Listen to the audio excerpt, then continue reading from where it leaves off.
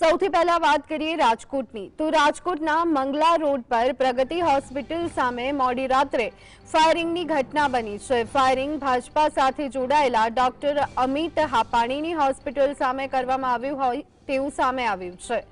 Road પાસે park કરેલી ગાડીઓના કાચમાં પણ ફાયરિંગના નિશાન જોવા મળી રહ્યા છે। પોલીસે ઘટના સ્થળે પહોંચી અને તપાસ હાથ ધરી છે।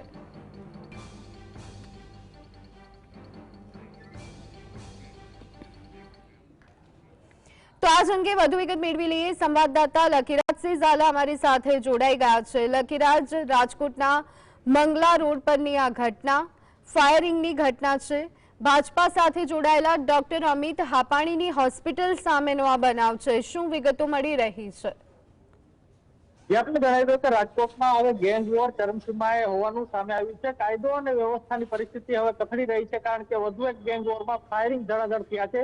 રાજકોટનો અતિ ગીચતાવાળો વિસ્તાર, રાજકોટનો જે મંગળા મેન રોડ છે કે ત્યાં સમગ્ર ઘટના છે તે બની છે। આપને સીધા દ્રશ્યો અહીંના દેખાડવા માંગીશ કે આજે એક રાઉન્ડ ફાયરિંગના જે નિશાન છે તે આપ જોઈ શકો છો કે અહીં જે ગોળી છે વાગી હતી અને ત્યાં જે અંદર છે તે તૂટી ગઈ હતી। પોલીસે એક જે કારતીજનું કવર છે તે પણ કબજે કરી છે। તો બીજી તરફ એવી પણ વાત આવી રહી છે કે બે જે શખ્સોના ગેંગ વોર હતા અને તેમાં ધડાધડ ફાયરિંગ છે તે કરવામાં આવ્યા હતા। જે જંગલેશ્વરની ગેંગ અને પેડિયા ગેંગ છે તે બંને ગેંગ છે તે સામે સામે આવી ગઈ હતી। જંગલેશ્વર ગેંગના એક સભ્યના જે પિતા છે તે અહીં જે પ્રગતિ હોસ્પિટલ છે ભાજપ સાથે જોડાયેલા ડોક્ટર અમિત હાપાણીની છે કે ત્યાં દાખલ હતા અને જે રેકી કરીને જે બે શખ્સો જે ત્રણ થી ચાર જેટલા શખ્સો છે તે આવે છે તેવું જે ફાયરિંગ જેના ઉપર થયું તેનું કહેવું છે।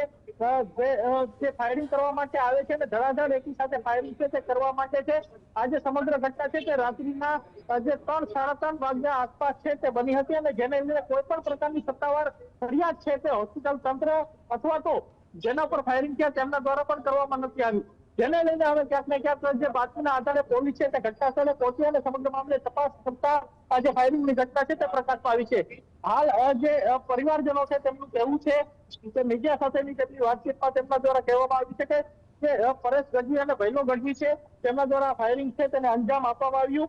જે પોલીસ દ્વારા તેવું કહેવામાં આવ્યું છે કે 3 જેટલા રાઉન્ડ છે તે ફાયરિંગ કરવામાં આવ્યું, પરંતુ જે ભોગ બનનાર છે જેના ઉપર ફાયરિંગ થયું છે તેનું કેવું છે કે 8 થી 9 જેટલા રાઉન્ડ છે તે ફાયરિંગ કરવામાં આવ્યું અને ધડાધડ રાઉન્ડ છે તે ફાયરિંગ કરવામાં આવ્યું।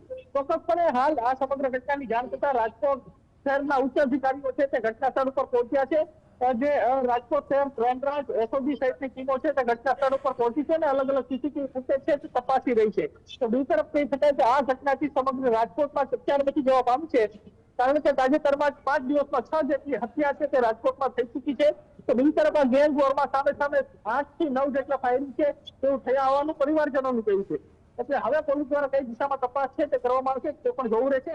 અંગત અદાવતના કારણે આ સમગ્ર ઘટનાને અંજામ આપવામાં આવ્યું છે તેવું હાલ સામે આવી રહ્યું છે। અગાઉ પણ આ કેસમાં જે ફાયરિંગની ઘટના છે તે પ્રકાશમાં આવી હતી અને સમગ્ર મામલે પોલીસે કેસ નોંધીને આરોપીઓને ઝડપી પાડ્યા હતા। ત્યારે વધુ એકવાર આ જૂની અદાવતને યાદ રાખીને આ ઘટનાને અંજામ આપવામાં આવ્યો છે, ત્યારે પોલીસ દ્વારા કઈ પ્રકારની કાર્યવાહી કરવામાં આવશે અને રાજકોટમાં કાયદો અને વ્યવસ્થાની પરિસ્થિતિ આ જ પ્રકારની રહેશે કે હવે સુધરશે તેના ઉપર સૌ કોઈ રાજકોટના જે શહેરીજનોની જે ચર્ચાઓ છે તે ચાલી રહી છે અને સૌ કોઈની નજર છે। જી આભાર લખીરાજ સમગ્ર માહિતી